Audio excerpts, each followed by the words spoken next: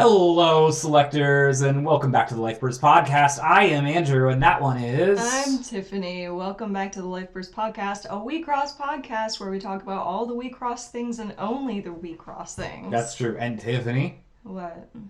I look at Tiffany. When I'm not looking at you guys, I'm looking at Tiffany. We're right across from each other.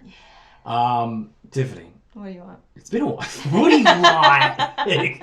It's been a while since we did a podcast. That's true. Yeah, we've been doing all sorts of stuff, really. Testing a lot of the new decks that have been coming out, and we've been doing a lot of deck techs for you guys. Yeah, aside from like real life stuff, you know. We know that you guys really want the deck techs in like when they first come out and like get a good jumping off point for like what you guys are looking for this meta and stuff. So we always try to give that.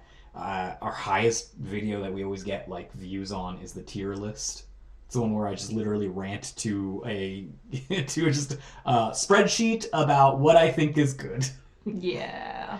But so we did that. We gave you guys some of those deck lists, the things they're changing too. Like those deck lists that you can go in the links down below. Go check out the deck list. They're always updating. You'll see if they're more updated than the last time. The videos that you guys have seen probably are like 10.0 because we're in set 10. And 0.0 means I have very little testing in it.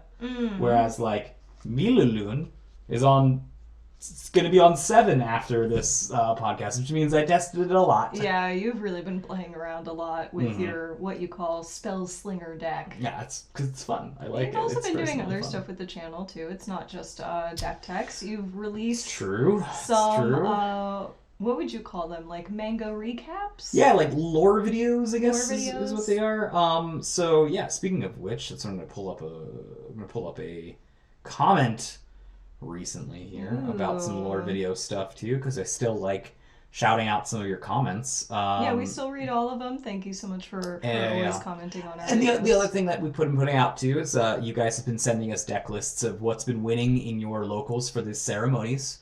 So we've been posting those up, and I actually have heard some people talk about them. Yeah. So you guys can get representation. Again, if you guys have done any ceremonies in your locals and you've got for first or second place, usually is the 2 that I post, unless it's a really big one. If you have like over 20 people at your thing, go ahead and send me all top 4 and I'll do it. Yeah. So we've been doing that.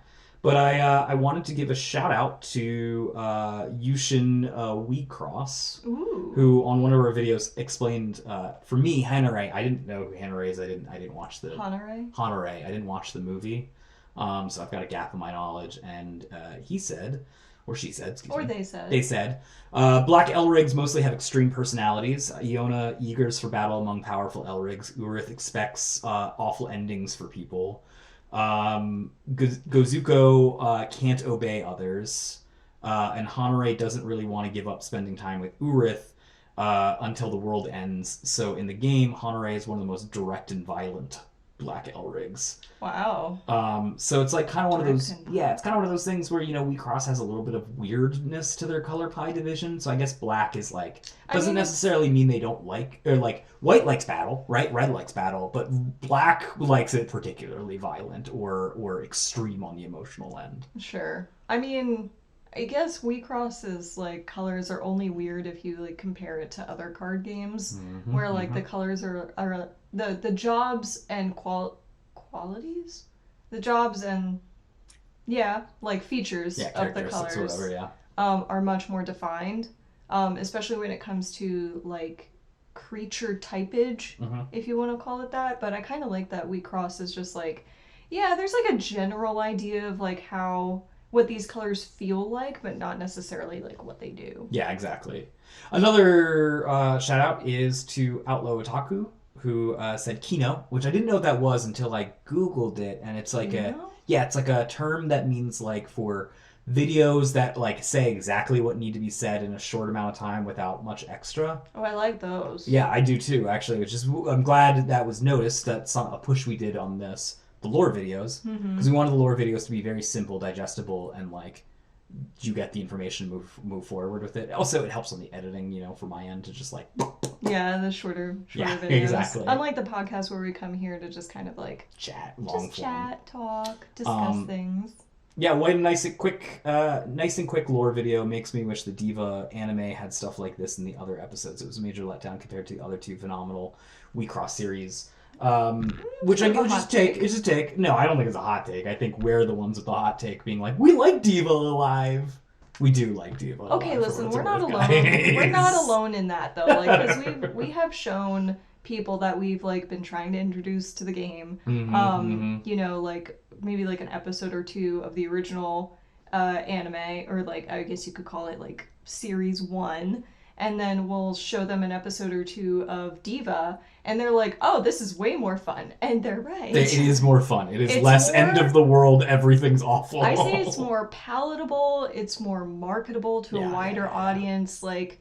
And, like, listen, not everything can be Madoka Magica, okay? Like, it's true. And because if everything was Madoka Magica, everything would be very, very sad. Very sad all the time. All the time. So yeah, we like the fun, stupid antics that Hirana goes into, but I don't disagree. There should be more lore in the world. I like lore. It is a little surface level. But it does get deeper as we go through the manga that we're putting out videos for. Does eventually start talking about some of the mysteries of Wecross. You can also read the manga yourself. Yeah, Google Translate has gotten really good recently for their web novels. So if you go to the Japanese website and go to it, you can find those there. And Bard AI specifically can translate Japanese very, very well, like almost into perfect English. Yeah. So it's, instead of, like, for example, saying signatures, when they read Signy, they say Signy. They get it. Which is great because I can't read or write in Japanese, and I know that the first couple mangas that came out, I really wanted to read them, but like the translation, you know, features in Google is just like not. Yeah, for the mangas, I had to go in with my phone and be like, ooh, Google Lens, that, okay, and then write down the notes and Google Lens that, and oh man, when we were watching the anime, and like the list of Diva teams came up, I had to like hold up Google Lens, like my phone, to our TV to be able to like translate the different names. Yeah. So anyways, lores aside, hopefully we'll get a new season of the anime soon. I would love that, personally. Please. I'd love to see, you know... I really want to see season 2. Eternal Girl show up. That would be, I assume, what season 2 would be about. I want to see Ancient Surprise show up. They are... Real bad. They are, in Japan, it is Wecross the Door right now. That is, like, the joke that everyone's making their Discord name into whatever their Discord name is, _ the door. The door. Because it's like, that's like what this era is that we're going into. We're leaving Diva and turning into the Door era. I love that. I mean, it's like a very ancient surprise, right? It is very ancient surprise, and if you've been a long time listener, or if you've listened to like the Ancient Surprise lore video that we did like forever ago, you'll know that Umar, Tawil, and Ott are supposed to like all together be this like gate door or something, of sorts. I think it's more technically like a gate, but like Umar is the key, Tawil is the lock, and Ott is the door. Actual door itself, the gate itself, and please, you guys will see this more in the actual lore video itself. But the L-rigs that are coming, like Tama and the other ones, are coming from a mysterious door. So there's some connection. There's some connection. Secret door. Yeah, secret doors in through the secret tunnel. Secret door. Hey, Tiffany. Hey, Andrew. So it's been a little while since we've done the podcast. So it's been about 3 weeks. We've done a lot of videos about deck lists, and we've been testing behind the scenes here. We've done a fair amount of tournaments since then. Yeah, we've done a few. Yeah, so we were in Neat's, and if you guys remember who Neat is, we had him on the show once. Neat is the head judge of Wecross. He runs his own tournaments with a couple other people, the other judges specifically, and they do a 3v3 tournament. Which is really cool. Basically, it's like you create your own team, and then you and 2 other people swap around centers and assists to play the same team, just like with different, and we do a 3v3 tournament. So it's you and 2 other players, so 3-player teams. And all of your teams have to be made of the same 3 Lurigs, but each player has to use a different center Lurig from that dream team. Yeah. Like, it can be any team, really. Yeah. So, and that was a ton of fun. I love that. That was our second time doing that. Yes, that was our second time doing it. I played with my same team before. Recent surprise. I played with a different team. The team name was called Hold Your Wishes, which I actually really like that name a lot. Yeah. It was fun. And shout outs to our partners. For me on my end, I had Bubble Person as well as the Real McQuaid. The Real McQuaid is the one who, by the way, if any guys knew and know, shout outs, was top 8 Carnival for GGP. And Bubble Person was, I believe, top 32, maybe top 16. I can't remember exactly. Sorry. And was running an Esper Tongo control deck for that. Nice. You're gonna make me look bad because I barely remember what happened. But shouts out to my teammates Rue and Abandon. Yeah. And then I don't even remember what we played. I'm gonna be honest. It really does feel like a lifetime ago. Love It, and your last one was, I believe it was Tama. Tama, yeah. Wait. No. It was Yuka. Yuka. That's what it was. Okay. Yuka. So lame joke. We did the 3v3 tournament. The next week, this is the last 3 weeks have been jam-packed with tournaments online. So you guys, and by the way, that's true. To be clear, you guys can play these tournaments. It's not just us. There was an unlimited team cap on that last one. So if you guys have a team of 3 or want to meet other people and play with other people, you can. And that's what we did. We didn't play on the same team. Yeah, I actually got a question about that. It's like, nope. Like someone was like, "Wait, aren't you and Andrew on the same team?" And I was like, "No." Play enough with that fool.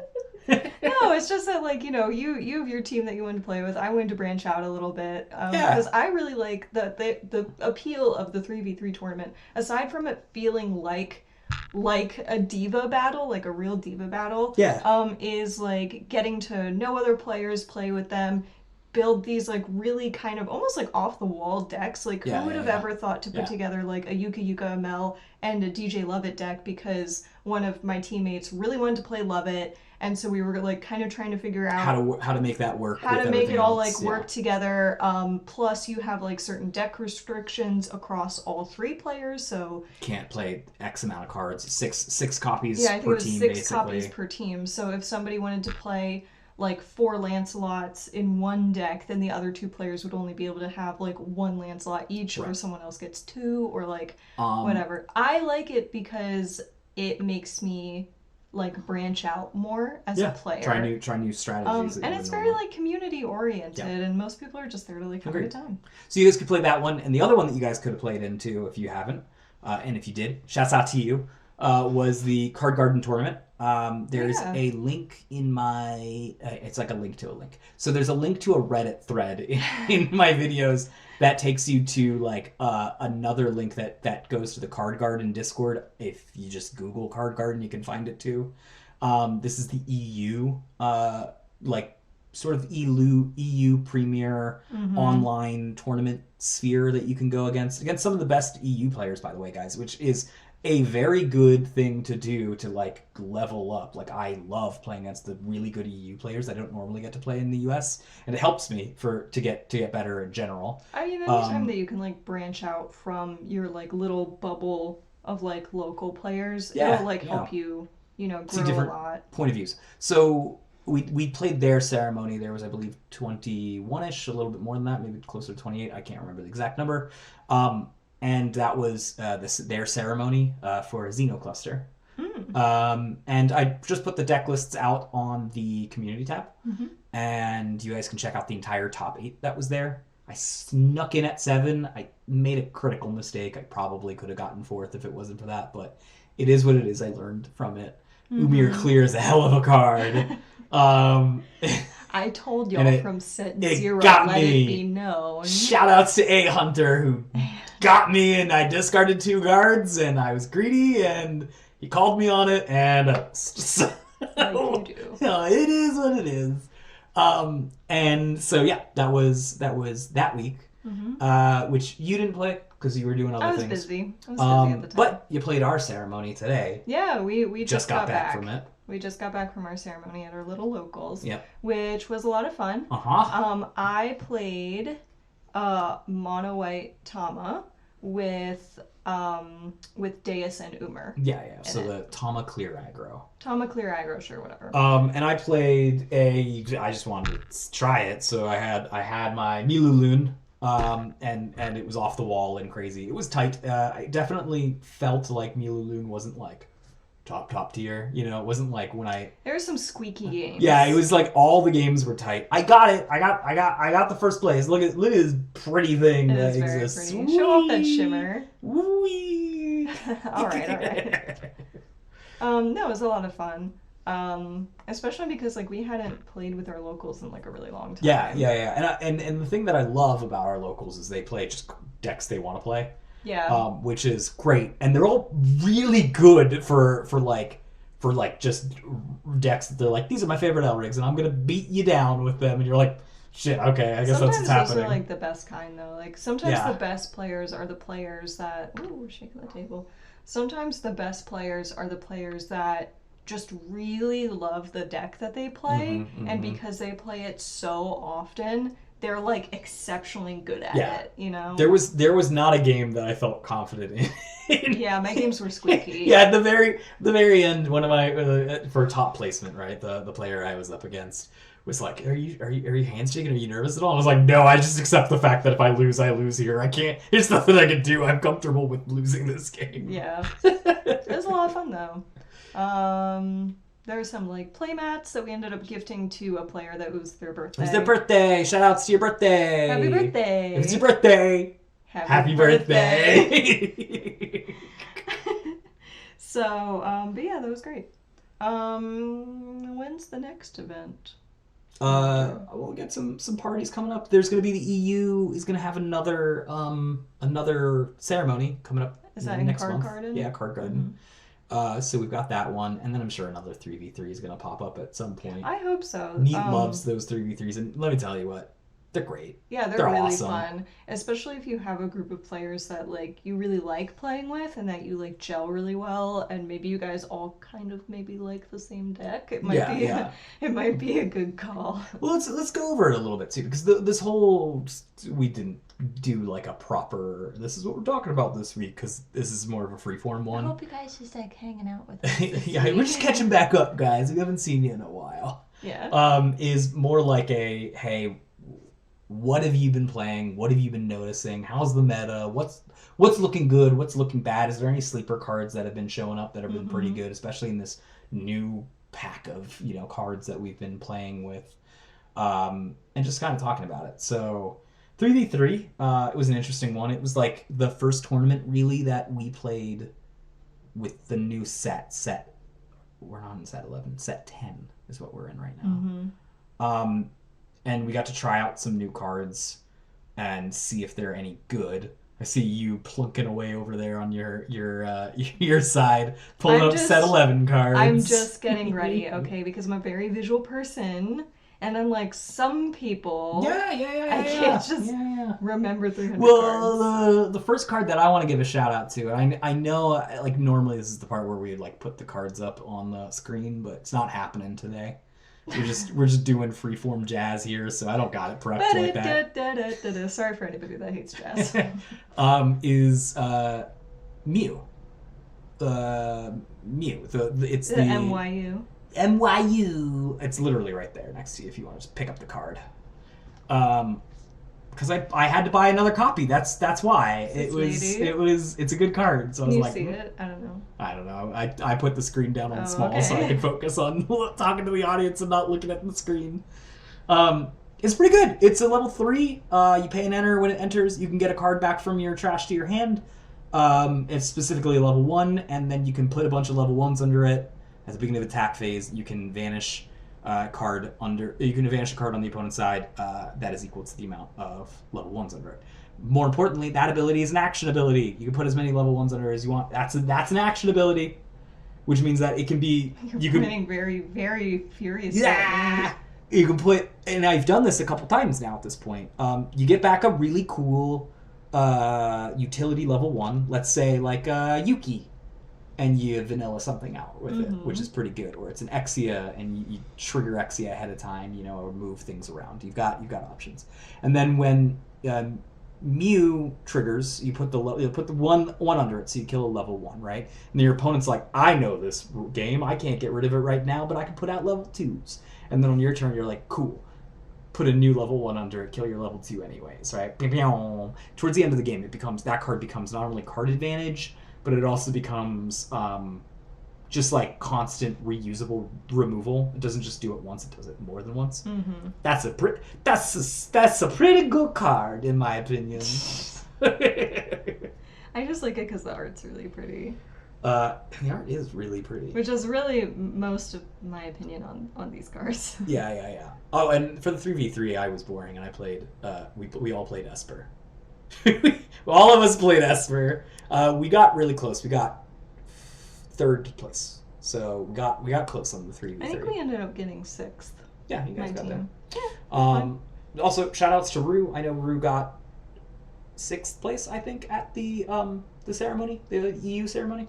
Oh, maybe. So just shout outs there, because Rue was all on your team. So we played Esper. So I played mostly Esper good stuff, right? We played Yuka, Madoka, and Deus. I played Adams. My partner played Yuka Mono White Aggro, and the Madoka player was playing Madoka Control. Mm-hmm. So we all had distinct roles and could fill out our functions and did particularly well. I did okay. My teammates did better than me. I was the one dragging them down for this one, but we still managed to get 3rd place. Yeah, so that was my major thing that I was testing in that tournament that went well for me. You were playing... I wasn't really testing. I was kind of just like playing for the fun of the tournament. Yeah, but you were playing a new style of deck you don't normally play. I mean, it was Mel that was like a very true mid-range. Yeah, it was stompy. It was stompy. And the first version that we had of it, we like laid it all out and I was like, something is not working because it just like was not pushing enough damage. But you know, luckily because there's white and red in the deck and green, that's not the strongest color. We were able to splash a lot more into it just to push like a little bit more damage. Yeah. And that ended up making it like a very solid deck. But I would say it's viable. Yeah. I might recommend that, you know, you use maybe a different red assist. Then love it. Then love it. And a white assist than Yuka. Well, Yuka's not bad though. Like, yeah, but it would have been better if it was like really Lion, not, right?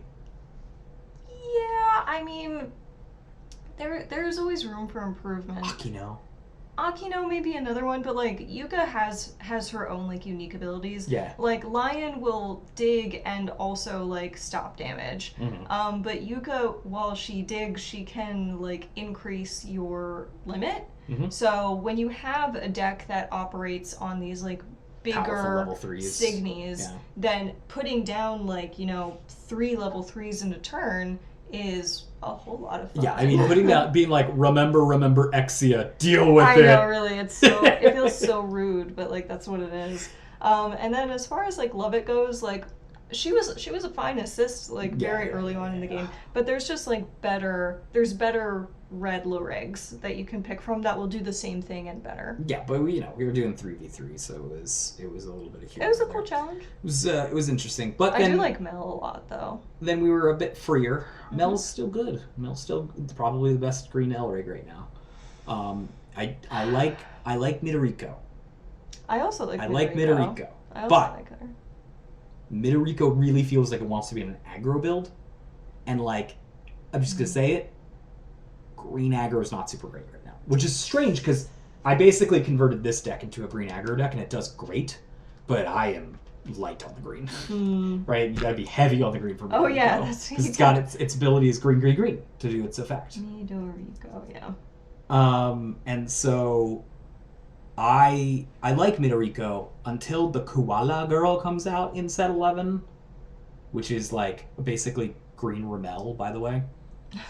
Then it's probably not the way to go. So for right now, I think if you're green, you probably want Mel. I would say so as well. I will say that Midoriko is a better Ott. So if you were a fan of how Ott operated, then Midoriko is an upgraded version of that sort of like play style. Yeah, I think so. Also, the shield in her level 3, so cool. Pretty cool, right? Her art's pretty cool. Yeah, I like it. So then there was the week that I did the ceremony. And I was busy. And I played Remember during that week. Do you remember that week? I remember. It was the 5th of November. No, it was not. Got it. Well, I played Remember, and whoo! Remember's some gasoline. I'm enjoying it right now, but let me tell you, in a half a year when I'm still playing it, I think I'm going to be annoyed by it at that point. Yeah. Remember, look, I don't know how I managed to do this in the ceremony, but I got to a point where the only way I won is if I drew 2 guards and all 4 guards were in my trash, and I had 4 cards left in my deck, and I could not use Ultra Superheroes to find those 2 guards. I needed to do that after I refreshed, and somehow in the Remember deck, still managed to draw those 4 cards with barely using any enter, then managed to basically reshuffle my entire deck, and then Ultra Superheroes, and I missed the second guard by like a card. I did the thing that you're not supposed to do, which is after the game, when you lose, you're like, was the guard on top? And you check, and you're like, God, it was! You know? So I feel so bad. Let me feel worse. This is how I in the Esper deck managed to draw 4 cards, then dig 5 deep for the best 2. That's ridiculous! Yeah. That is so many cards! It's a lot of That's cards. so many!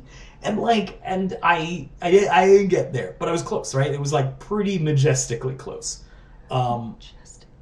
I know. I was really proud of it. Afterwards I lost. I was like, I don't feel like I lost that game. I feel like I still won a moral victory over here. But like, that's, to be honest with you, it's true. Remember's power is not necessarily that it's a great control deck, because it is. It is how much control you have over your own deck in that deck. Because not only does you think, oh, I can take the best card from the bottom or from the top 3 of my deck and put it into my hand, and that means I have amazing filtering. You do. But here's the thing: you get to put the bottom 2 back down on the bottom in any order, and the deck often gets down to its last cards, which means that once you get down to last 4, you know what they are. As long as you can remember that far. I think that more recently during games, it's a lot easier to do that because you're going through your deck quicker. More quickly, Whereas like in the first, I don't even know, like the first like 4 or 5 sets of this, like you really weren't decking out all that much. So putting stuff at the bottom of your deck was kind of like, whatever. Yeah. Like you're probably never going to see it again. Yeah, but now it's a lot more relevant. It's especially relevant when you have cards that are like put it at the bottom of your deck in a random order. Yeah. Like that's going to be a lot more relevant for you now as well. So, outside of me playing Remember and being pretty impressed by it, because you can increase your silver bullet number in your deck by decreasing the amount of cards needed, right? You drop from 4 Exia, to remind everyone, I was running 4 Exia in my Tama deck, to like 3. You take your like 3 Remembers, drop it down to 2. You can take like, then that allows you to put like 1 Mew in, 1 Animirage, 1 Phalaris. You can start chopping those things up, so that way now you have access to more silver bullets. Like, that is more doable and advisable than it's ever been in Wixoss now, if you are confident that you can get to those silver bullets. So Remember is a good card. I'm seeing a lot in control decks, but I'm also seeing some aggro decks run it to try to get that unparalleled like filtering to get their like damage, their lane openers, like the over pursuits and stuff like that. And I'm seeing some amount of it being done in what's the mid-range decks, because they're like, the mid-range loves the card filtering, so they can be like, I've got my Exia and now I've got my Remember and I've got a very balanced attacker defensor stance, kind of thing. So, I just realized, sorry, I'm looking at the Get Remember spell, which I know is not what we're talking about, but in the Get Remember spell, if you look really closely, there's a reflection of Remember in the crystal ball, which is cool. It's very cool art. Yeah, I agree. And speaking of which, the best thing to play against Remember is Remember the Signy.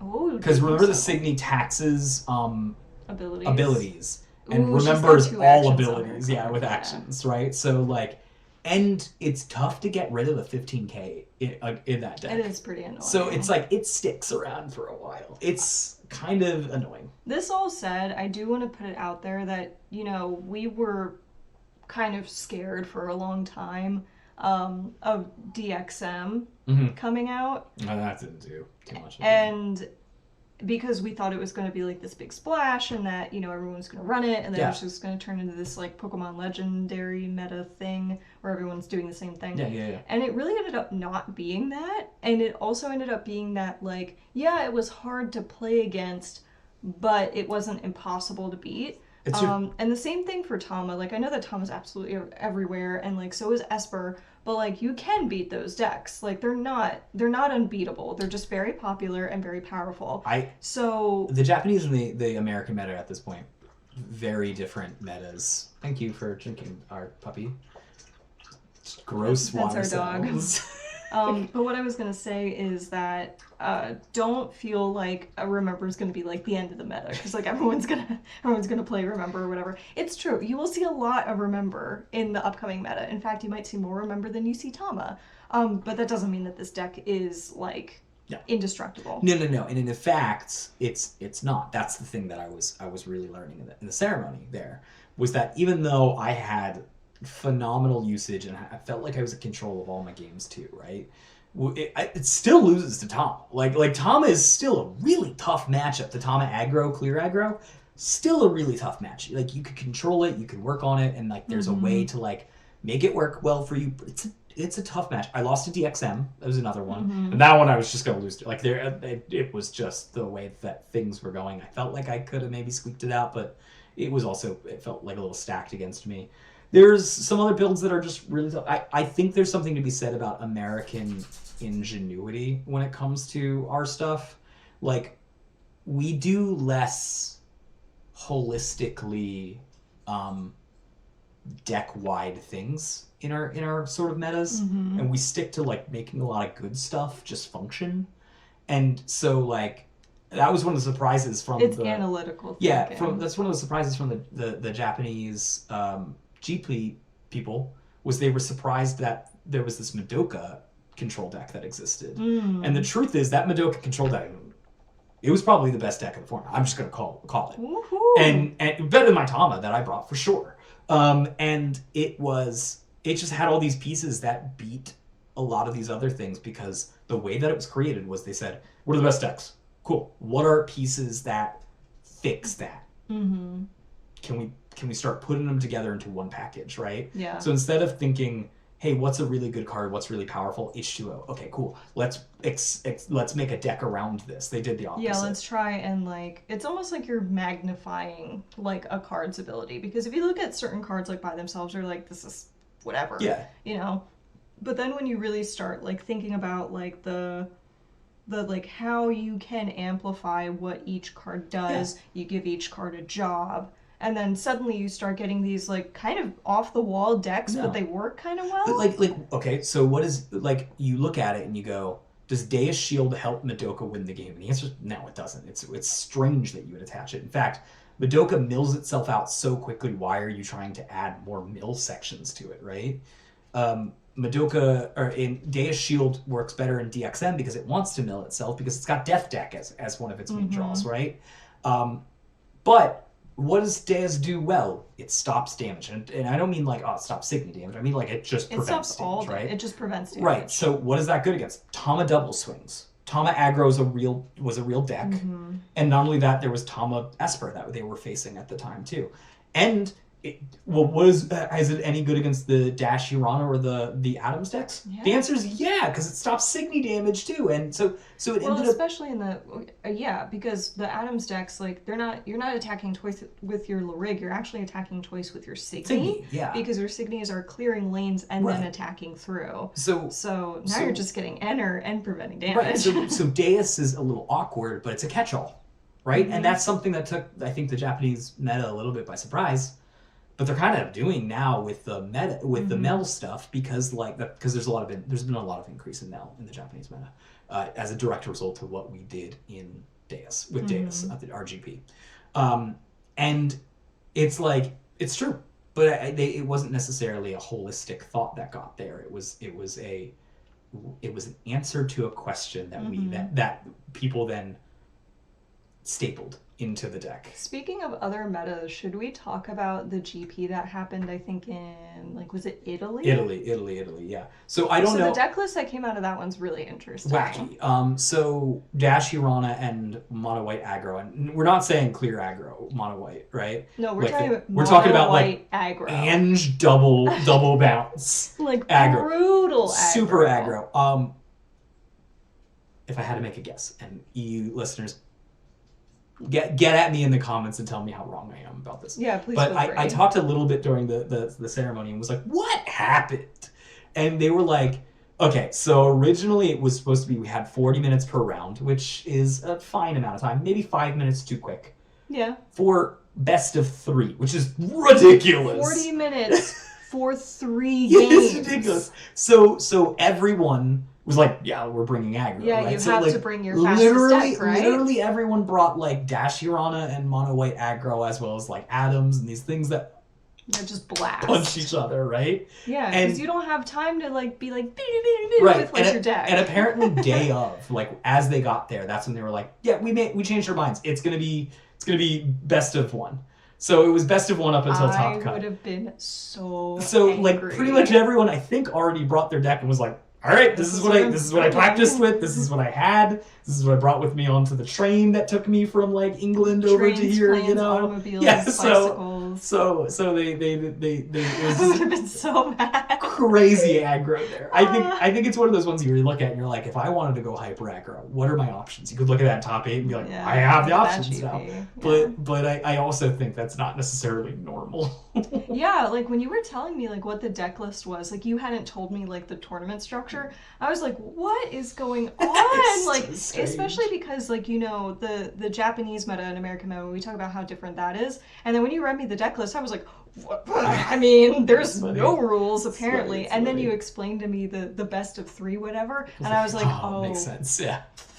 I would have made the same decision. I would have too. I would have been like, absolutely not. I'm playing X. Yeah. Aggro. So I think it's also interesting, how your local tournament structures also dictate the decks, and that's kind of why I say there's never there's a lot more variety in Wixoss than what you can see on paper. Yeah, exactly. Because obviously, given a tournament structure like that, you have to pick a completely different deck. I would not be bringing my trusty, mono white clear. No, I probably would have been Ange. Or even try to win on that turn 3. Which I really like playing. I like playing Cosmos as well. So there's no way I would have brought that if that was the structure. Anyways. So that was the ceremony in the EU, and one of the things too that was kind of a surprise. So there was a lot of remembers, like I said, that were controlled, but there was also a fair amount of mid-range remembers.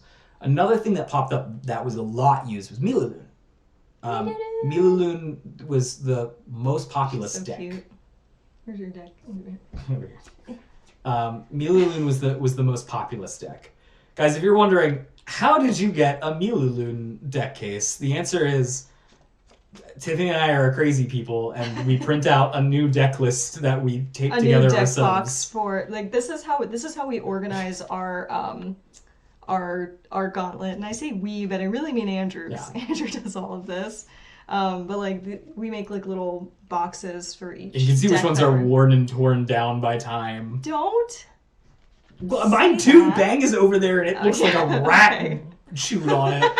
Because I love my Bang. Yeah, some of them are taped and worn, but some of them that kind of goes to show how some decks will stand the test of time. We were playing with this is the Dash Hirana one that we were playing with the other day, and then there's some deck boxes that we kind of were well, we're not playing this anymore. So anyways, there was a lot of Miluloon, and I like Miluloon. I think it's cool. She's weird. I think it's a cool deck. I like the spell slinger aspect. I don't know if it's tier 1, to be honest with you, after playing with it enough, but I like it a lot. It looks like it could be fun. And well, there was also like 3 different versions of Milaloon running around the internet right now. There's like a one that has like red or white and is like, I use my once per game to bounce or remove a bunch of Signy, which is cool. There's like another one that's more like, I'm a control deck and I'm running black-blue control with this Milaloon package, which is cool. And then there's Adams, which is like, hello, my hand gets huge because I have a bunch of draw cards. And you know what? I have thoughts on that. What Adams likes is a bunch of cards in hand because then you discard it to do removal. Mm-hmm. All of which I think are cool. But I wanted to take a little bit of a different take on it.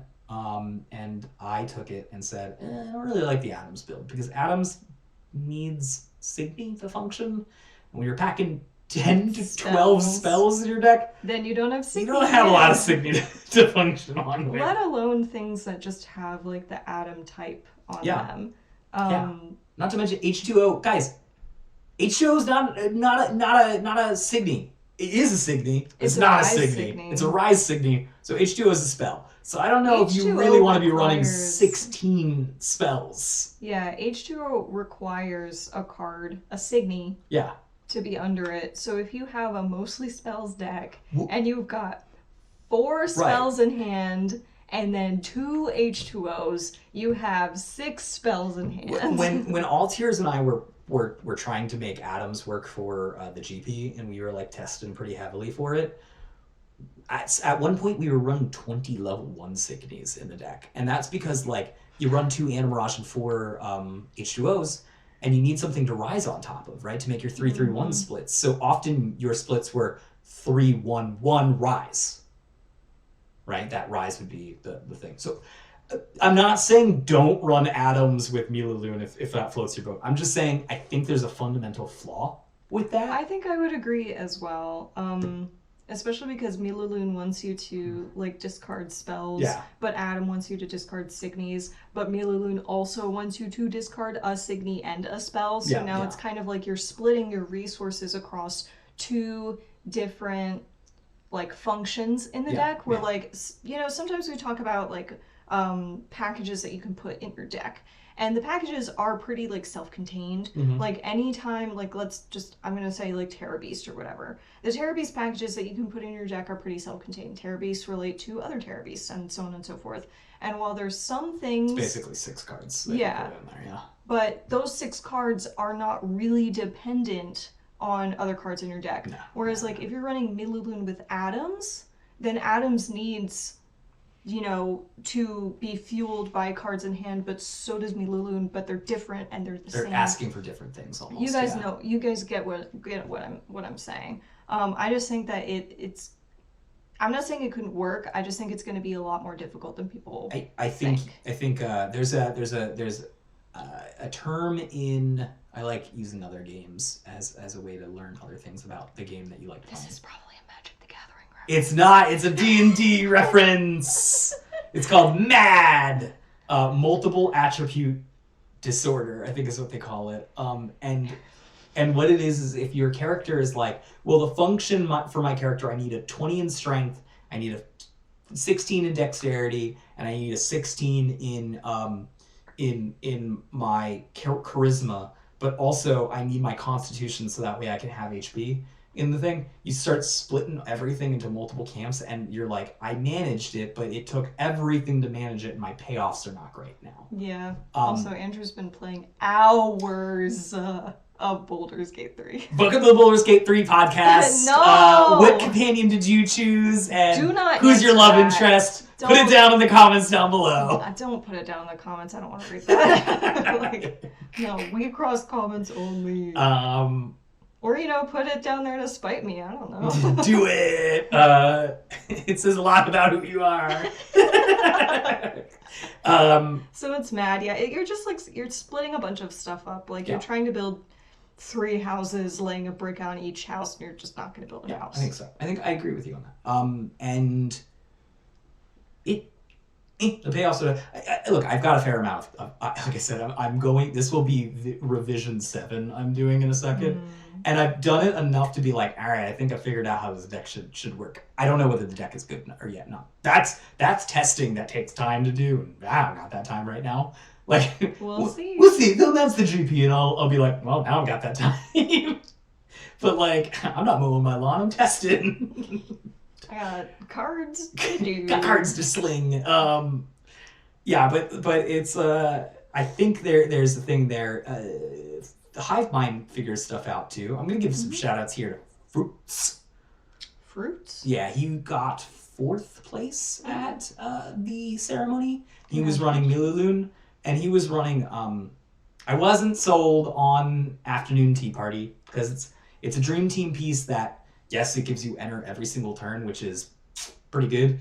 But you also lose a lot of power out of your deck by basically giving up the most powerful slot in your deck to just be an engine. I mean, you say that, but like, it's not like other engine cards haven't existed before and were also very well liked by the community. Yeah. You know, GGG being one of them, the Ancient Surprise one being another one. What is it? Worlds Reverse. Yep. There's also Garden of Singularity. So just like these cards that give you an extra ability for the duration of the game. I don't know. I want to respectfully disagree with you. When I first read this card, I thought that it had some utility, especially for green decks that just needed a little extra oomph. I agree. In their enter. I agree. And you know what? Mililune needs the enter. When you're casting, what do you call it? God. What's the card? Trouble. When you're casting Trouble. Like twice or 3 times a game where you are spending 2 enter per to draw those 3 cards, it adds up. and once per turn, it adds up. It all adds up. Yeah. So yeah, it needs the enter. It really does. So Fruits is the one who said that, and then I was like, but Fruits, I think you're running Xenocluster. Don't you want to run Innocent Battle because you mill yourself out pretty much every game? And he was like, you need it for the discard, which is probably true. But here's the thing: is I don't know if I can, like, you've got Troubles and Random Drains to help you smooth out your card draw a bit. He probably needs a little bit more card draw than that, and I just haven't figured out how to do that yet. But it does struggle a little bit against discard. But what I was getting at was that it, aside from that, the Innocent Battle is actually pretty damn good. I have at this point used it several times to be like, almost every deck is trying to mill me out at this point, and so Innocent Battle says 1 enter, draw a card, don't get damaged by your opponent's thing that they've been doing, and also refresh your deck because you need to have a fresh 30 cards to dig into because you loop your deck twice before the end of this game. So it does 3 things in this deck specifically. It's strange because normally you use your pieces as ways to like do a big splashy thing and not normally as engines, and this one, both of them are like part of the engine. You need them for the deck to function. I don't think that that's necessarily a bad thing because like your Lurig deck is supposed to be like the backbone. It's maybe not necessarily the win condition of the deck. So if your deck needs like a really strong, consistent backbone, if your Lurig deck needs a strong, consistent backbone so your deck can just do whatever it wants, then that's a good way to like balance out the needs of your deck. Yeah, it's like the flip end because normally these stronger Elrigs have an engine built into them, remember? Look at the top 3, bring with me. Madoka constantly cycling the top card of your deck, basically. Some of these other ones, Tama, attack, double attack, right? So they kind of have their engines built into the Elrig. Mililune doesn't. It needs its engine elsewhere. It's more like an accelerating pedal on it, and you need the engine on the side in order to make that acceleration pedal work. Go. Yeah. So enough of Mililune. That was what I ran. You played it several times at this point. It's kind of a real deck. It is scary. Yeah, it's not nearly as scary as Aya. Aya makes me like very nervous when I go up against it, just because I know it's going to be a constant uphill battle. But Mililune is very tricksy. Like, that's one that you gotta watch out for sure. It's surprising. It's more of an aggro deck than you think. You look at it, you're like, you're playing blue and green. You're really slow, aren't you? And then it's like, nope. Nope, I'm opening lanes. Yeah. She got a crossbow. Remember that. Yeah. But here's some other cards, just random things off the top of my head that I'm seeing pretty often now. Urith as an assist is good. Is good. It's basically like, hello, I'm Machina, but also I'm the Machina that mills you. You're gonna take a refresh this turn. That's pretty good. Yeah, it's a very stable assist. Yeah. I will say. Any other ones popping up to you that are pretty good that you've been seeing a lot lately? As I say, as I'm pulling up the card list too, so I can just do a quick run through myself. I've realized that Innocent Battle has become quite a not Innocent Battle, sorry. Oh my goodness, where's my brain? Ultra Superheroes? No, it's not a piece. It's the white spell. Oh, Over Pursuit. Over Pursuit, sorry y'all. Over Pursuit is awesome. It's just it's really, really good. I'm starting to see Over Pursuit even in control decks. It's a free level 1 bounce. Because remember, it bounces a level 1 Signy. It doesn't have a a power limit like some of the other bounces do. Like Flash Cards is nice, but Flash Cards bounce level 3000 or less, which is kind of a small pool when it comes to like level 1s or whatever. But Over Pursuit, not only does it bounce any level 1 Signy, which you're almost guaranteed to have a level 1 Signy on your opponent's field at any time during the game, but if you have all white Signy on your field, because you're running like mono white aggro or something, it's a free spell because you just enter charge after all of your Signy are on the field. And I shamelessly over pursuited twice in a turn and paid nothing because I had all white Signy on my field. So I bounced two, cleared the field, and like went into attacks.